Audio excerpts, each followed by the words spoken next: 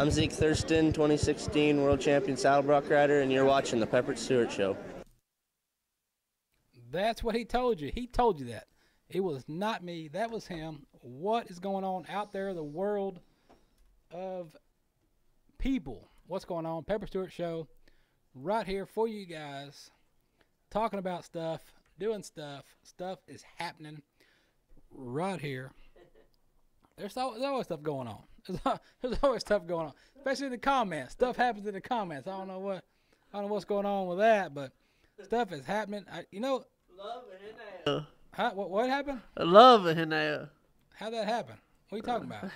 What area? There's Tex. Look at him. Texas here. I'm here a long time no see, guy. He got married. I guess he finally got the shackles off his ankle. Yeah, 40 days ago. 40 days ago. Something like that. You've been released. All right. Maybe 35. Uh-oh, he got released. That happened. He's still a newlywed, so he's still in that phase of new stuff. Happiness. I'm in the honeymoon stage. The honeymoon. He's in the honeymoon stage. That's where you overlook a lot of things. That's what they call it. It's nothing to overlook. Okay. I don't know. That's what they call it. I said the honeymoon. In the honeymoon stage, you overlook a lot of things. A year later, you're like, what happened? But hey, maybe that's not what's going on with this guy. He may be the one that broke the mold. Mm-hmm. Speaking of mold. Something got broken. I know that. Whoa, what? What did you break? What? You broke something. I don't think I want to know what you broke, but okay. Anyway. Yeah, 35 days ago. I'm a married man now. He's a married man. All right. We showed a photo of you married folks here a couple episodes ago. So it's believable. I ain't lying to you. Yeah, it's there. They saw it. People saw it. We got stuff tonight. Here's what's going on. We're going to talk to some folks about what's going on around town. We got the Fort Worth Stockyards. A lot of stuff going on at Fort Worth Stockyards this month. So we're going to talk to Billy Huckaby. He's going to tell us about that, what's going on down in Cowtown. And then after that, later on in this episode, we're going to talk to Rope Myers. Now, I don't know if you guys know who Rope Myers is. I'm sure you do because you watch this show, so I'm pretty sure you're fluent in this guy. But did you know or not know that a few years back he was jousting? He was part of there was a program on TV about jousting, Full Metal Jousting. The guys were out there getting it on, and he was part of that. And I watched that entire season. Especially when I found out Rope was on there, I was like, you know what? If he's doing it, I got to watch it because it's going to be good stuff. So I watched it. Great stuff. So what's going on up here in North Texas, out in Sulphur Springs, Texas, the weekend of July, I believe 28, 29, somewhere in that weekend of the 28, 29, somewhere in there, Sulphur Springs, Texas, they are having jousting. There's a medieval. We'll get into it more, as we go on. We'll throw it up and show you the website and things like that, where you guys come out and watch it. But Rope Myers is going to be one of the nights that's going to be jousting out there. So we're going to talk to him about that. We're going to talk to Billy Huckaby about Fort Worth, Texas, and we're going to talk about some more stuff. I'm just going to get this story out of the way right quick because everybody want to know about this story. Movie people watch movies, TV, whatever. Game of Thrones. A lot of uproar has come out recently about the Game of Thrones spinoff. It's going to start filming in October. It's the Game of Thrones spinoff is called The Long Night. It may be called that. It may not. The prequel pilot will start production in Belfast, Northern Ireland in October after getting the green light from HBO. It's going to start in October. The only thing is, I'm going to be in Ireland in September, so I'm going to be there before it starts. So maybe, I was thinking, hey, I'm going to sneak on over and ride a horse and do something. The spinoff, which is tentatively titled, of course, as I said, The Long Night, will film at the Paint Hall at Titanic Studios. HBO had used a studio before, filming Game of Thrones. Game of Thrones is based on the books from George R. Martin. And the Game of Thrones will return for the 8th and final season on HBO in 2019. And then HBO ordered the pilot for this prequel series in June. The long night will take place 10,000 years before the events of Game of Thrones. The screenwriter Jane Goldman penned the pilot script and will serve as the show's runner. And to make sure you guys understand, this is a prequel, not a sequel. So none of the characters or actors from Game of Thrones will appear in this new series. So don't expect that to happen. But what we do expect to happen is some tunage for you guys. Hollywood Yates, you've heard him on the show before. Bullfighter. He's a muscle builder, a bodybuilder, muscle guy. You remember him back as Wolfman on American Gladiators back in the old days. He's a freestyle bullfighter. He still does he still fights bulls from time to time. He's a clown, barrel man, and entertainer. He's got some great tunes for you guys. We had him on the show back in the old studio, and he's got some good stuff. So what we're going to do, we're going to throw on a tune for him and come back. And I guess when we come back, we're going to have to do some ring-a-ding-ding, I guess, and we're going to have to get a hold of Billy Huckaby and talk about Cowtown, downtown Cowtown, and see what is going on down there.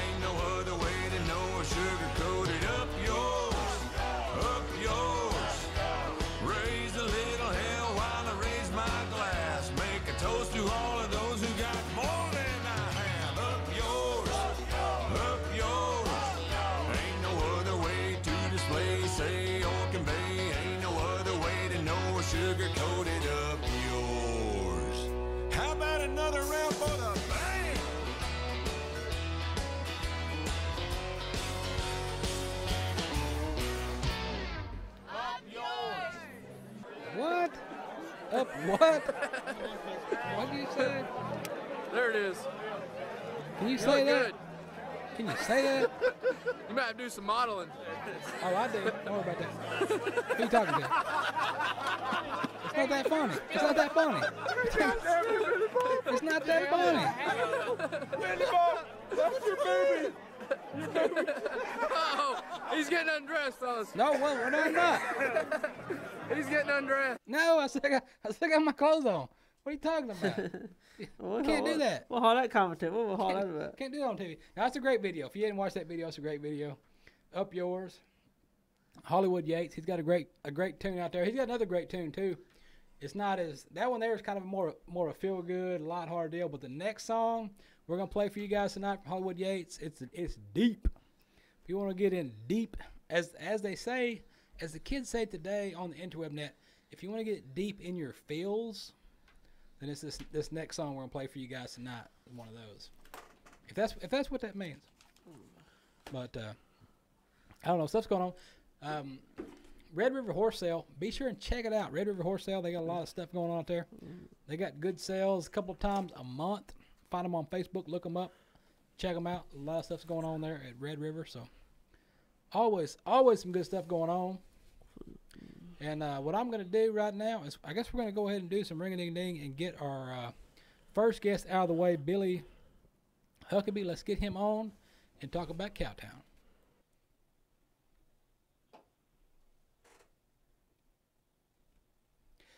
All right, we told you a lot of stuff's going on. A lot of stuff in Cowtown. There's always stuff going on over there. But for the month of July, there's a lot more stuff going on.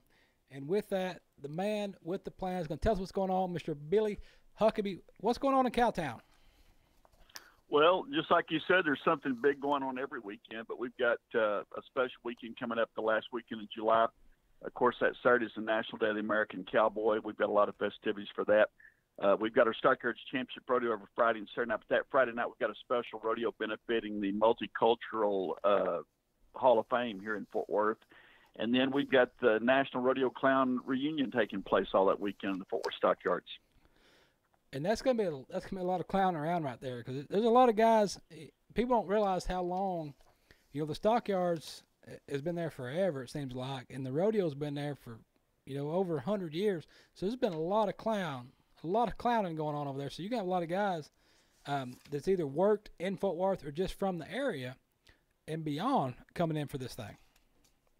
Well, that's exactly right. But they've done this thing for several years, this National Rodeo Clown Reunion. Last year they had it in Santa Fe. They've had it, I think, in Pendleton, Deadwood, South Dakota. But they told me that they're getting more response and going to have more rodeo clowns showing up this year in the Stockyards than they've ever had before. But one interesting note as far as rodeo clowns, we did have the world's first indoor rodeo back in 1918. And the rodeo clown or bullfighter or barrel man, whatever you want to call him, Jasbo Fulkerson, he was the first clown to use a barrel in the arena, and it was just a 55-gallon drum basically. And he was from Fort Worth, and he worked in the Stockyards, and we talk a lot about the rodeo first that took place in Cowtown Coliseum, but I wouldn't doubt that maybe the first time they ever used a barrel as far as rodeo clown might have been in Cowtown Coliseum. And you got to think about that. You got to think to the logic of that. What were they thinking? Just to think, what? I got a barrel. Let me just roll it. Let me just roll this barrel out here and let this bull hit this, just to give me about 2 more seconds to make an escape. Yeah, that's kind of one of those redneck deals.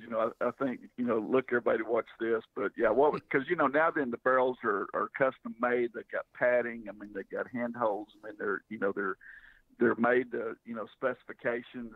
And back then it was just a 55-gallon drum with, both ends cut out of it. So you can imagine how he got knocked around the first time a bull hit that thing. And you got to wonder, too, the first time they got in there and got rolled across the ring, I said, you know what? I wonder if I could put some padding in here. Can I stick something in here to keep bouncing my head off the side? Yeah, well, but that's kind of the whole deal with rodeo clowns. I mean, I've got the ultimate respect for bullfighters and all those guys, but you got to have a screw loose or two to even think about doing that. And you do, and one of the elusive rodeos that I never got the opportunity to work. I worked a lot of, I fought bulls a lot in North Texas, worked a lot of rodeos in North Texas. But the Coliseum is one that I never got the opportunity to do. That it's one of them that was on the list that I would like to have done that just for the historic factor of being in that arena. Well, and the Coliseum, that's where they had the world's first indoor rodeo back in 1918. Of course, back then it was the Fort Worth Stock Show or Fat Stock Show, whatever they called it back then. But that's where the Fort Worth Stock Show had its start, was in the Stockyards. And it was there through the mid-1940s, and then I think rodeo kind of went away for a period. And they had like wrestling and roller derby and all kinds of different events. And then Steve Murrin, I think in probably the early mid-70s, early 80s, right in there, they started doing some permit rodeos, and Bernice Johnson put on some rodeos. And then in the mid-1980s, Hub Baker started, we started doing rodeo every Friday and Saturday night. And I've been announcing that rodeo for, I've lost track, 21, 22 years. And there's not a more historic building. There's not another building, another arena where there's been as many bulls bucked, horses bucked, calves roped, spectators. It's amazing. And something about the Coliseum, we were having a discussion, I guess last week, some guys we were talking about the rodeo and stuff, and I've been, out there to the Coliseum a number of times, out there for different bull rides and different events things. And we were talking about this, and nobody could remember. Is there a video board in the Coliseum? There's not now. The PBR usually does a special event annually, and then the American has their semifinals there. And so sometimes when they do a special event like that, they'll have a video board. But the Coliseum is such a up close and personal venue that you really don't need a video board, other than if you just want to see an instant replay, because there's not another place you can get as up close and see the action as you can inside Cowtown Coliseum. No, and it's great, and that's why we're talking. We was talking about the other day, and was like, talking about the video and stuff like that. And I was like, I don't think there is a video board, but I've never really paid that much attention, because when you're, like you say, when you're in there, you're right there in the action, so you're not staring off into space. You're watching what's going on. No, and it's funny because like when we're running, when we're doing the barrel race and the barrel racers go around barrel one, all the people sitting there in the box seats, they get dirt kicked up in their face, and we've had bull riders thrown over the fence and land in people's laps, and there's not a better venue in the world as far as really getting up close and seeing what a rodeo is all about. And it's great. I guess last time I was over there, was over for the Tough Heaterman's event over there, and Yep. there's always great stuff going on in Stockyards. And what I really like about it is when we go over there, we like to stay in the Stockyards. So we'll either stay up there at Miss Molly's, or we'll go to the Stockyards Hotel. We'll go down the street to Stonehouse Hotel and stay. But you can stay right there. You can go watch all the great rodeo action you want to. When the rodeo's over, you can go out. You can go listen to music, just about anywhere. Have a drink, relax, and just walk wherever you want to go. Right. Well, and the Stockyards is fixing to undergo a major development. And, where the old Wells Fargo Bank used to be there on Main Street, they've already leveled it, and they're building a big new hotel right there. They're fixing to build a new hotel over kind of where the horse and mule barns are. And then they're going to build a new hotel up where the packing plants used to be up on the hill. And then there's been, 2 new hotels just open up here in just the last few years. So it's really, I don't know what the numbers are right now. The last time I heard, it's like the number 6 tourist attraction in the state of Texas. And we get something in the neighborhood of 5 to 6 million visitors a year. And every time I announce the rodeo, I always ask the people, number one, how many have never been to a rodeo? And it's the vast majority. And I ask how many people are from outside the state of Texas, and it's the vast majority. And I ask how many people are from outside the United States, and it's a huge part of the people. And then I ask how many people are from Texas, and we always get a pretty good, we get a good response. But some nights we have more people from outside the United States than we have from Texas at that Stockyards Championship Rodeo. And people, when people come from out of the country, that's where they want to go. We go to Europe every couple of years. We'll go over there, and we're talking to people and visiting with people over there. When they go to America, they either go. It's funny because when they come over from England and stuff like that, they either go to Florida to Disneyland, or they go to Texas and they go to Fort Worth to the Stockyards.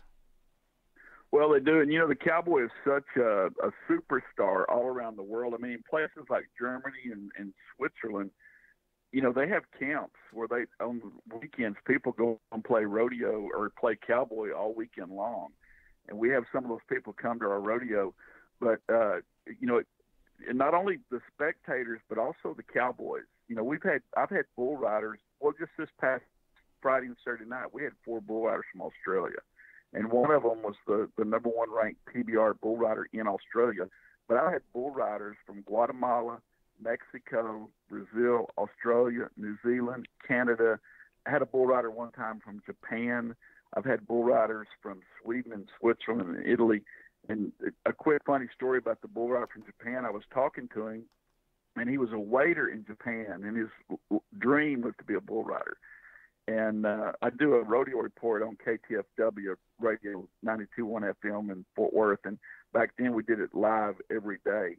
And so I interviewed him. We were talking to him, and I said, well, how do you learn to ride bulls in Japan? He goes, well, there's a Bull Riders Association in Okinawa. And he said, I save up my money and I fly to Okinawa, and on Sundays we have a bull riding. And I said, really? I said, how many bull riders will you have on a Sunday? And he said, oh, we'll have 20 or 25 bull riders. And I said, really? I said, how many bulls do you have? And he said, they have 1 bull. And so these guys are drawing re-ride 1, re-ride 23, re-ride 25. All these guys are getting on the same bull. Yeah. Golly. But it's getting it's getting out there and getting the experience and getting it done. And that's what they want to do. They want to come out here. They would come to Texas. They want to ride bulls. And if you come to Texas to ride bulls, you have to go to Fort Worth. We get a lot of, and when you think about all the things in rodeo that kind of got its start in Cowtown Coliseum, the PBR in their early stages got their start in Cowtown Coliseum. The Texas Circuit Finals was in Cowtown Coliseum. The Fort Worth Stock Show got its start there. When it comes to rodeo history, I'm going to almost bet you that any cowboy that you can name at some point or another has competed in Cowtown Coliseum for one event or another, whether it's the American semifinals, the Tough Hedeman bull riding, the PBR event that we do every year, the Texas Circuit Finals, the Stockyards Championship Rodeo when it was the Fort Worth Stock Show. There's no telling how many cowboys that come through there at one time or another. Yeah, it just fills up. I mean, there's so much to do in Fort Worth. I mean, if when you go down there, you spend 2 or 3 days. You go to the rodeo, you hit the historic part, and what I like to do when I'm down there, and it doesn't matter how many times I go to Fort Worth and I go to the Stockyards, I still like walking the old buildings and walking the old, the old brick streets and seeing the old pens and the old hog pens and things. I just like seeing that stuff because the way that the world's going and history and things like that is getting overtaken by big business. There's not a lot of places like that. You used to drive out through Dallas and you see pasture land all the way till you get somewhere, and now it just looks like it's all one long city. So Fort Worth is kind of the last place you can go and just absorb all that old West history. Well, and that's a big concern because, there's about to be and I forget the exact number, but it's something like $150 or $160 million development that's going to take place in the stockyards.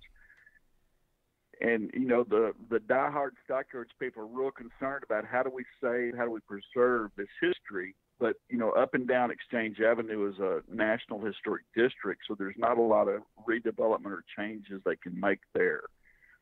So I think we're going to preserve most of that history, but you've got to think about all the people who have their money invested in the stockyards because, back in the 70s, when I was a kid, and I remember going to our ag teacher took us to the Fort Worth Stock Show, and we went to Cattleman's Steakhouse, and in the mid-70s, the stockyards was like one of the roughest, toughest, most desolate places you could go. And luckily there were some people like Steve Murrin and Holt Hickman that came in there in the late 70s, the early 80s, and invested their money and refurbished the area and made it what it is today. And, without them, that it would just be another, blighted area that is lost to history. And they've done a great job of preserving it. And hopefully we can do that going forward. But, it's not just rodeo. One of my favorite stories is back in the 1950s.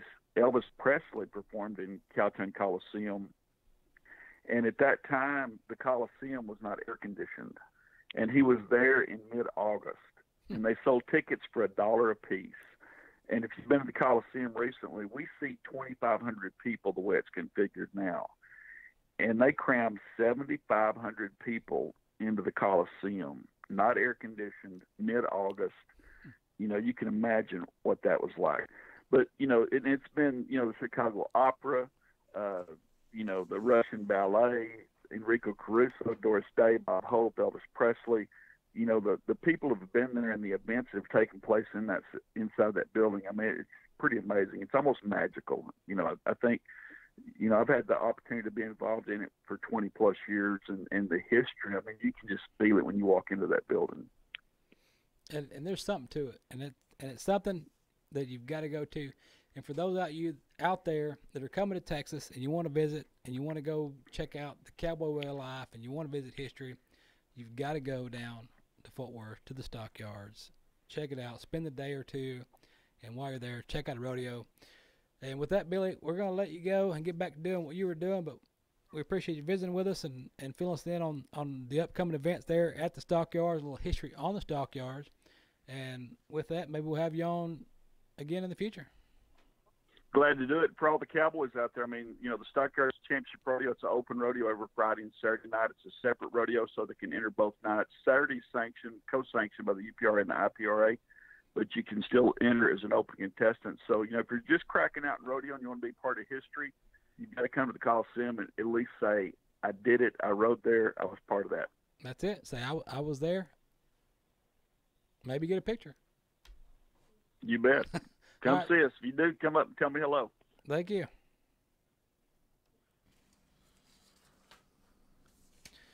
Oh, man, that's some good stuff right there. The Fort Worth Stockyards. That's historic. You got to go. You got to go. And speaking about when you got to go, I don't know, Tex, what do you got over there? I gotta go. Gotta go right now. You gonna steal some gas or what? I think I steal some gas. All right. Or not. Because life is full of lessons. All right. Hard lessons. Some lessons we learn the hard way. You learn them right now, aren't you? Really hard. Some of them are relatively easy to learn. That is but the hard lesson was the case for young thieves who are trying to make a hasty retreat with some gas in Australia. They felt they needed gas enough that they would go to a tour bus in the middle of the night and siphon some out of the tank. They need gas on that bus right there. Well, tour bus known to have gas. Yeah, tour bus got a big tank. So if you want to steal gas, you go siphon out of a tour bus, all right? But when they started chucking on the siphon hose, they got more than they bargained for. What? Yeah. Who was in there? Turns out they put a siphon hose in the wrong place. Instead of siphoning gas, Wrong hole. they siphon straight out of the chute tank. Make sure you know what hole to put the hole, or what hole to put it in. Yeah. You be careful. Don't put it in the wrong hole. No, you're gonna siphon gas. Don't siphon out of the chute tank. Actually, the police sergeant can infer that they made a very hasty retreat with some bitter taste in their mouth. I bet they did make a hasty retreat with a bad taste in their mouth. That the police are still trying to pat them down, but they are probably not trying too hard. They already been punished enough. Yeah, I bet. They already, yeah. So, more of the story, just don't siphon gas out of a tour bus. Yeah. You never know if you don't know the configuration of what cap to take off, just don't siphon gas out of a tour bus. Yeah, don't do that. Oh man, let's see what's going on over here. We're gonna talk about heat stress in cattle. It's hot outside, so be careful of the hot temperatures out there this summer. So be careful. High summer temperatures combined with the high humidity levels can cause significant heat stress to your cattle. Here's a little quick guide with several resources that can help producers through the summer months. So we're going to give you some signals of heat stress. Heavy breathing. If your cattle are breathing heavy, open mouth breathing, panting, slobbering, stuff like that. Trembling, if they're trembling, or they got loss of coordination. Because if they go down, they most likely won't recover. So if they get to the point where they go down, you're pretty much done. So you got to be careful on that. Now, if you want to prevent your heat stress, be sure you got plenty of water. You want plenty of water on your pasture, whether it's, if you got cows up in a lot or you got cows out in the pasture, make sure you got water, especially when it's hot, because a lot of the smaller pools will dry up. So make sure they got plenty of water, and check your water frequently to make sure you got water. Keep an eye on your cows. You should check your cows at least once a day, or twice a week, 3 times, 4 times a week. The more times you can check your cows, the better you are. I try to tell people at least check your cows once a day. Some people can't do that. Some people, they're not full-time ranchers. They part-time cow, so they can't check them maybe once a week or twice a week. But when you got the opportunity to check them, you need to check them. Don't add stress to your cows. Don't add stress to them. Don't handle them if you don't have to. If you need to transport them, move them, if you need to do stuff like that, do it late at night or early in the morning when it's cooler. And use what they call low stress handling techniques, which means you don't get out there and run and holler and hot shot and whoop and flag and all that mess. You work your cows easy. You gotta work them easy. Make sure you got plenty of shade for your cows. Make sure you got shade. Always provide shade for your cows. Make sure they got access to pasture with trees. If they don't have trees, make sure they got open buildings they can get into to kind of get some shade. If you don't have any of that, temporary shade. I've seen some people take some tents and get some, 4x4s and stick them up in the ground, stake them up like a tent, like you go to a tent church revival and putting up big tents for them to get up out of the heat. Do that. And always have plenty of ventilation. If your cow's going to a barn to eat or into a barn for anything, make sure you have plenty of ventilation. Always. You always want to do that. It's hot. It's hot outside. It's hot for you. It's hot for me. And speaking of hot, Hollywood Yates is going to tell you a little bit about something that's hot.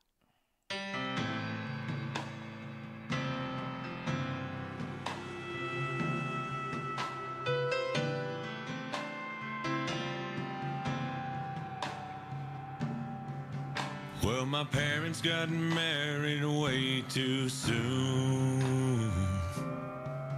Mama got her first beating on her honeymoon. And Daddy didn't want me, but I was born to a single wide trailer in Harold's store. Well, the violence didn't stop just 'cause I was there. He'd punch her and he'd holler and he'd pull her hair. Snatch me up from the cradle, even had the nerve to say, look at your mama, see what she deserves.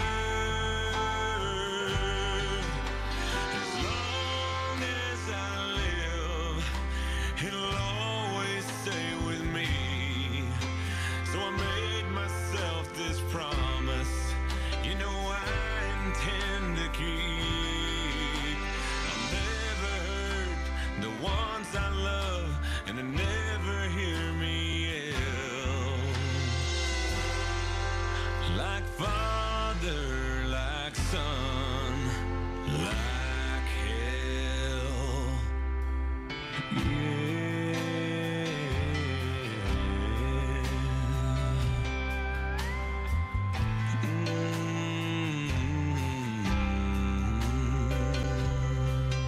When I look in the mirror, I can see his face. Same eyes, same jaw, same blood in my veins. Just 'cause Daddy was a monster doesn't make me one. It's the things you do, it ain't who you come from.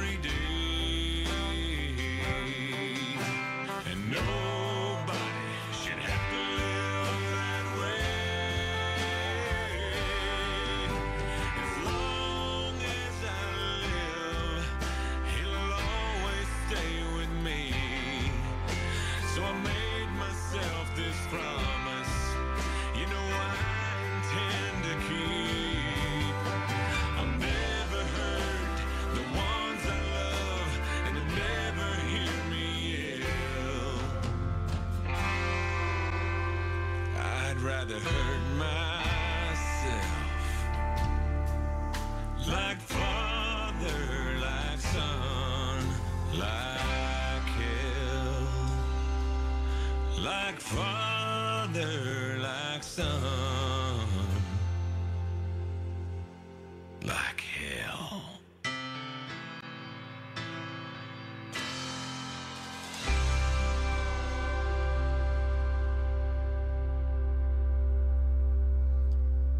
Oh man, another good one. Hollywood Yates. Good one. Oh. What tear to my eye. That's a good song. That's a good tune right there. Mm, Great tune. Hollywood Yates. Look him up. He's going across the country, singing songs, and he's still fighting bulls. He packs a barrel now. We talked about a barrel earlier with Billy Huckaby about barrel traveling, but that's some good stuff. What we're gonna do right now is we've got next up for you guys. I know you're gonna enjoy this because rodeo fans, medieval fans. We're going to talk about some jousting. So we're going to bring Rope Myers on here. Talk about jousting's going down at Sulphur Springs, Texas next couple of weeks. Get out there and check it out. So with that, we're going to come back with Rope Myers. All right, we were talking about this earlier, with the Shadow Renaissance Festival going on in Sulphur Springs, Texas. We told you a little bit about what was going on out there and what had happened over the years. And we've got none other than the legendary Rope Myers, world champion steer wrestler. He's been in and out of the rodeo arena his entire life, been there, done that. Had the opportunity a few years back to enter the arena of medieval jousting and did it. And just went after it. So that's what we're going to find out, exactly how that all came about and what is going on in a couple of weeks out in Sulphur Springs, Texas. Rope, are you with us? Yes, sir. I'm here. Oh, how? I watched that Full Metal Jousting on TV. When I seen you were on there, I was like, I got to watch this. This is going to be good stuff. So how do you go from wrestling steers to medieval jousting? Well, that's a funny story. My wife actually signed me up for that, and we were on the way to the junior high finals for my son at the junior high rodeo finals in Gallup, New Mexico, and we're going out through there, and she says, I think I'm going to sign you up for this jousting show, and we were just kind of joking about it. Well, lo and behold, the next day or the day after that, they called me on the phone, and we had another interview, and before you know it, I'm on the show, and I guess the rest is history. Now, in the rodeo, rodeo's tough. Rodeo is a rough world. Only you got to be tough to rodeo. If you're gonna rodeo full time, you're gonna make a living at rodeo, and you got to be a tough guy. How does the jousting compare to the rodeo arena? Well, I mean, it's a different thing, but it's a guy told me when we first started, we asked one of the guys on the show asked me and said, hey, are injuries common in jousting? And he said, no, injuries are actually pretty rare. And we kind of looked at him, and he said, now breaks and contusions and bumps and stitches and that kind of stuff, that's common, but injuries are rare. Well, I'm looking at a shot right here from back when you got your chin busted open. How'd that happen? Well, when the show was on, we did an event in Madison, Wisconsin. It was the Armored All-Star Challenge. There's 8 guys from the show, and we did an actual joust and 2 days of jousting at it. And I won the first day, and I came back the second day, and I was winning the first match, and then the guy hit me straight in the helmet. When he did, he busted my chin open. But with jousting, you've got to finish. If you don't finish, and I had to finish the rest of those matches that day, I ended up finishing all the rest of the matches that day, ended up winning the competition. But the whole time that my chin was bleeding out on my armor, so it looked kind of medieval by the time we were done. Well, that's some good stuff. Yeah, you won that deal and the show, and that's what I was wondering, how when you were doing the show and you were doing the jousting, how much training goes into that? Do they really, break it down and train on you? Kind of not a safe way to do it, but I mean kind of a way to make less injuries. Well, our coaches were really good, and they did a good job of getting us prepared in the limited amount of time that they had. The hardest part was that the armor they had for the show is not near as good as like the armor that we did it when we went to the the other jousting competitions. The armor's a lot better because it had some things that they were afraid to not do in the show just to to kind of protect them. They had the helmets were connected to the neck, which is not a great design.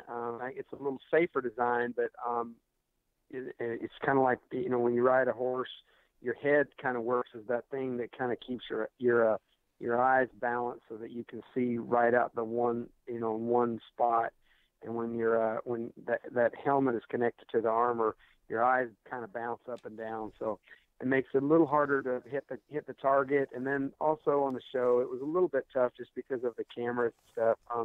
Those horses, we would be in the lists getting ready to go down, and those cameras that come over your head, those cameras be whirring over their heads for them to get the shots, and it kind of make most of those horses just about freak out. So it was a lot harder to do that. And in the practice list, we would do way better than we actually did on the show on the competition shots. So. Now, what about the horses? What can you tell about the horses? From steer wrestling, riding quarter horses, the jousting horses, aren't they like 18, 20 hands tall? I mean, they're giants. Yeah, they're really big. I mean, maybe not 20 hands tall, but certainly 17, 18 hands tall. And they're mostly Belgians and Friesians and Persians and and warm bloods and just big old draft type horses. And they're it's different. They're really powerful, and they're a little bit harder to to handle. But then again, I was in the steer wrestling event, and everybody always asks, why would you jump off the back of a perfectly good horse? And my answer is, if you've ever been on a steer wrestling horse, there's nothing perfectly good about them. Yeah, it's all a go all the time. So what's going on in Silver Spring? So you're going to be out at the Shadow Renaissance Festival. It's going to kick it off, I guess, July 27th. They're going to have the family night from 6 to 10 where they can come out and meet everybody. And then that Saturday the 28th, the fair, I guess, goes from 10 to 9. They're going to have the feast and the jousting that night at 7:30. And the 29th, that Sunday, they're going to have, the second night where they're going to feast a little earlier at 1 and the joust starts at 3. Now, are you competing in this as well? I am. I don't know why I am, but no, it's for a good cause and for a good benefit. And so, when Shane asked me, I said I would, and it is going to be kind of fun to see some of the guys from the show and reconnect with them. It's been a while since I've seen them, and we're when you're stuck in there for 38 days, you get to know those guys pretty well. So there's an opportunity for some of us to come together for a good cause. And and a while back that they came and those guys came and helped us with our Cowboys and Cowboys event in Dallas and helped us raise money for scholarships for kids. So I was glad to be able to give back to them. And it's a great, it's great all the way around. What I've been talking with the guys, putting this thing on here for a couple of months, and it's a great event, and the cause is really good, and I think it's going to be, all around, great event because it's not something you see every day out here, especially in Texas rodeo. You're a rodeo state. You're not seeing the medieval unless you go, Dallas and watch a show, but. Other than sure, that, and even when they go there and see, this is not what we are not doing what they do at medieval times. I mean, those are balsa lances, and they're just not the same thing. These are solid wood lances, and when you hit with them, you don't fake fall off the back of your horse. Yeah. You get knocked off. Yeah, I've been to Dallas. I've been to Dallas and watched. I was like, what is this? Am I watching soccer? What's going on here? He didn't even touch you. Why do you fall off your horse? So, but no, exactly. when I watched this full metal jousting, and I was watching you guys go through there, and I would see that, and you'd see it just splinter. I'm like, wow. Yeah. Those guys are hitting each other. Yeah, you're reaching out, touching somebody. Yeah. So. Yeah, you'll feel that in the morning. Well, I guess, Rope, man, we'll let you get back to doing what you're doing tonight. And, we'll be out there. The wife's big into medieval stuff. We go to England all the time and go through all the medieval stuff. And we're going to Ireland in a couple of months to do more medieval stuff. So we'll be out there to watch you guys, see what's going on. And, we appreciate what you do, for the rodeo world in and out of the arena. And, helping these guys out here for the Shadow Renaissance Festival. Just keep doing what you do, and we'll see you out there. Sounds good. We'll look forward to it. Thank you. All right, Rope Myers right there. That's going to be some good stuff. Man, you got to get out there. If you want to go watch some stuff, you got to go out there to Silver Springs. I'm going out there. Me and the wife's going out, like we said, and we're talking rope. We're going to go out there and watch it because that's great. We watched the show when it was on I guess on History Channel, and I wasn't, I kind of watched a little bit, but when I saw, they said Rope Myers, I was like, wait a minute, I've got to watch this. And those guys, you got to think, you're running 34 mile an hour with that stick. Boy, that's good stuff. They just knock them off, and there was a couple of guys that got messed up pretty good. So let me know, wife, if you want to go. Yeah, you got to tell your wife she got to go too. Speaking of your wife, and you tell what were you got a story about rolling in the hay or baling hay? What? No, I got a Guinness World Record story. What? Yeah. What'd you break? This guy, farmer, he wanted to have a record of mowing, so he mows nearly 350 acres. What? To get in the record book. That's a lot of mowing. What? I don't mind holding records here and there, but that's a lot of record holding. Well, of course, he didn't do it by himself, though. Oh, okay. He teamed with his favorite tractor company to mow nearly 350 acres of alfalfa to break a Guinness World Record. Tag team it. Yeah. All right. He was attending the agriculture trade fair in Germany when he learned of a Polish company that set this world record by mowing 243 acres of alfalfa in 8 hours. So he wanted to make 100 acres more. So he wanted to beat it. All right. Yeah, and he did beat it. Eclipse of the Heart Mondays. Mississippi Resort. What? I don't know what that was. What'd you do? Tate said his property in Greeley didn't have enough alfalfa for the record, so he convinced a neighboring farmer to let him use some of their land. He also contacted the tractor company, who assisted with the planning of the record attempt and employed a surveyor to, check the work. He mowed 348.67 acres, to be exact, in 8 hour time period. The company said it has submitted the required evidence to Guinness and is confident he is the new record holder. So, update to come on that. Well, he did it. That's a good deal. 350 acres in 8 hours. That's a lot of mowing. 348.67 acres. 348.67 acres? Yeah. He mowed? Yeah. In 8 hours time? Yeah. All right. I see old Jason. You got the mid-kiff on there. Mid-kiff, man. You missed. We were talking about 4 Stockyards a while ago. You missed that on that deal, but we were talking about that. You can catch on to the next one. Let's go. We got some horses. Horses killed? Yeah, you got to pay attention when you're out on the highway. I don't know. I guess you don't need to read it. We'll just throw it down and show the folks what happened here. We got a news story. Yeah. And, this is you always got to pay attention where you're going, what's happening when you're out there, when you're driving or when you're riding horses. Following a developing story right now out of Southwest Ranches, a dangerous day for an adult and a child out riding horses. It all came to an end when a car slammed right into them, and those 2 people, they were rushed to the hospital. The 2 horses were killed on the spot. Local 10 News reporter Sanella Savovic is live in Hollywood with an update. Sanella. Good evening, Nicole and Andrew. Both victims, the youngest only 9 years old, remain here at Memorial Regional Hospital in Hollywood, both in serious condition. Police say the driver that caused this wreck was distracted. An afternoon horseback ride turns deadly in Southwest Ranches.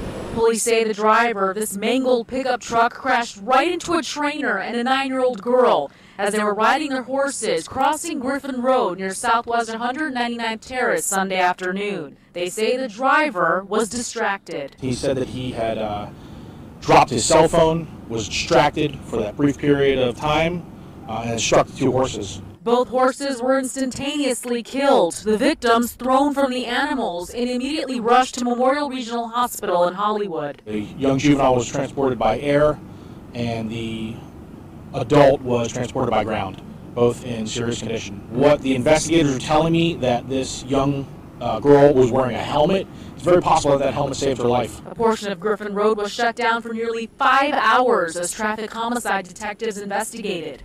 With horse crossing signs all along the road, police issuing a stern warning. This area of Southwest Ranches and even West Davie is very common for horseback riding, trail riding, especially on the weekends. It doesn't matter what road you're on, you need to be very, aware of your surroundings.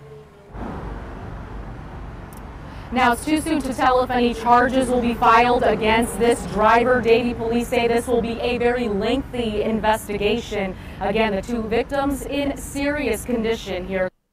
That's tough. You got people out there on, they're on their phone. He dropped his, what did he say? He dropped his phone. Dropped his phone. He's looking down to get it, and he ran over two people on horses on the middle of the road. You might be calling him.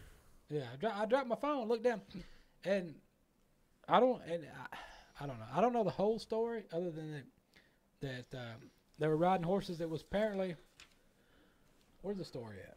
Apparently they were, what was it, an instructor? I thought it was an instructor. An adult guide and a 9-year-old girl. Yeah, it was a guide. I guess the guide was doing lessons. It was like a lessons from a horse farm over there in Florida. And they were out, on the road, and they were crossing the road. I don't know the whole details of it. I'm just trying to figure out did the horse. I don't know. I don't want to speculate. I don't want to speculate of anything. But when you're out there on your horses, you ride down the highway. A lot of folks like to ride down the highway, do trail rides, and go down the highway. Know your surroundings. Know what's around you, and keep an eye out on the traffic, because the traffic's not always watching you. Traffic is not paying attention to what you're doing. On that horse. So you've got to, you've got to be your own eyes and ears out there on the road, because just like this guy here, he dropped his phone. I dropped my phone, pick it up. What happened? That's what happened. You got to be careful out there. Yeah. Stay off your phone. Yes. Don't text and drive, and get off your dang phone unless you're a sheep on the lamb. What you got about that? Sheep on the lamb. Video.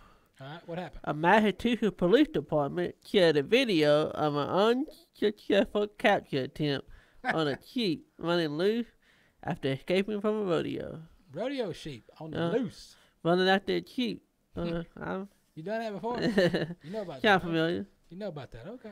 Mansfield Police Department posted a video on Facebook showing the officer an animal control officer attempting unsuccessfully to capture the sheep. It was last seen running into a wooded area. You be careful of the wood. Yeah. Sheep like the wood. Alright. It escaped Friday from the New England Rodeo and has been on the loose ever since. Residents who spot a sheep wandering in the area are being asked to contact the rodeo directly. Alright. Okay. I guess they still hadn't found it. Apparently they still hadn't found this sheep. They don't know where it's at. It's a sheep on the lamb. So I don't. How do you not catch the sheep? Come on, guys. I mean, I guess this is New England. It's not clam chowder they're going after, so I guess that could explain something. But yeah, that's good stuff. Sheep on the lamb. Oh man, what else we got going on? Well, I'm gonna tell you about winning calves in the summertime. Let me tell you about that. Winning calves in the summer is hot. It's hot out there right now, so I'm gonna tell you about winning these calves. All right, many cow-calf operations with fall-born calves will wean the calves in mid to late June, July. Weaning calves during the hot summer weather is stressful enough for the calves. So they have decided, after doing many, many studies in the ranching world, that fence line weaning should be applied. People talk about, they just load them up and go to another pasture or go here or there or whatever. So somebody decided to do a study, because everybody likes to do studies about study of stuff. So they decided, is it fence line weaning is best, or is complete separation best? So they're trying to figure out what it is. Speaking of complete separation, you've been watching down the news for a while. So researchers wean calves with only a fence, also known as fence line weaning, separating them from their mothers, compared to calves that were weaned totally separate from their mothers. Calf behaviors were monitored for 5 days following weaning. Fence line calves and cows spend approximately 60 and 40% of their time within 10 feet of the fence on the first 2 days. During the first 3 days, fence line calves bawled and walked less and ate and rested more. But these differences disappeared on the 4th day. All calves managed to stay together on the 7th day of weaning. After 2 weeks, your fence line calves gained 23 pounds more compared to 84 pounds for your separated calves. So your fence line weaning calves are under a little bit less stress because they can still see their mother. They can't suck the tit, but they can still see her. So they're not as freaked out about that, and they'll still, as long as they can see her, they can still eat grass and go on. So if you want to wean your calves, fence line, that's what we do. We fence line wean ours out the place. We've got some lots, and that butt up to the big pastures, and we'll put the calves in the lot with the water trough, where the cows can still come up to the fence and see them, but they can't tear through the fence because it's cattle panel. You can do it in barbed wire too, but every now and then you can have a calf crawl through your barbed wire. And when you're doing this, it's hot. June, July is hot. Right now it's 100 degrees outside every day, all 24 hours of the day, it seems like. So during the hot summer months, be sure and have adequate water available for your cattle. Be sure and plan ahead before you wean them to make sure you got plenty of water on both sides of the fence. Make sure your cows got water. Make sure your calves got water. Everybody's hydrated. Everybody's happy. And what do you got over there? You got a story about something? Last one about Game of Thrones. I think we did that already. Yeah, we did. We did Game of Thrones. I got to go home to the wife. You got to do that. I guess I got one more. Let me throw one more at you. Let's talk about PRCA Rodeo. Cowboy Christmas is going down. Estes Park. I was in Estes Park last year up there for the last October. We were at Stanley Hotel in Estes Park for the Halloween celebration out there. Pretty neat stuff. I didn't realize they had a rodeo out there. Big rodeo at Estes Park. Cowboy Christmas is going on. A lot of folks are there right now getting it on. Trevor Brazil has the record for the most money earned during Cowboy Christmas at $39,993 back in 2011. Still setting the record, still holding the record, so that's a good deal. That's a lot of money won in the summer. Everybody wants to know about Cowboy Christmas is the July 4th, usually kicks off around the July 4th weekend, right around in there for, I don't know, about a week. They got stuff going on. It's big time rodeo. That's where you're going to make a lot of your money up. You're rodeo every day. You're at 1-2 rodeos a day, right in there getting it on, making that money. Tie-down roper Shane Hanchy, he holds the single timed event Cowboy Christmas record at $32,293 back in 2016. Richmond champion, friend of the show, been on here a time or two.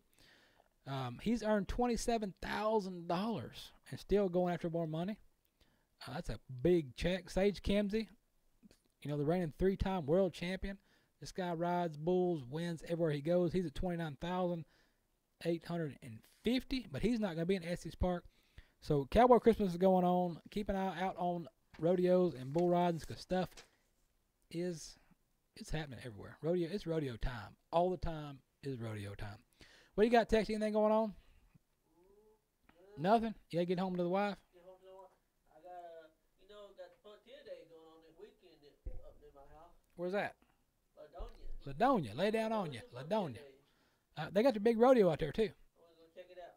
You go check it out.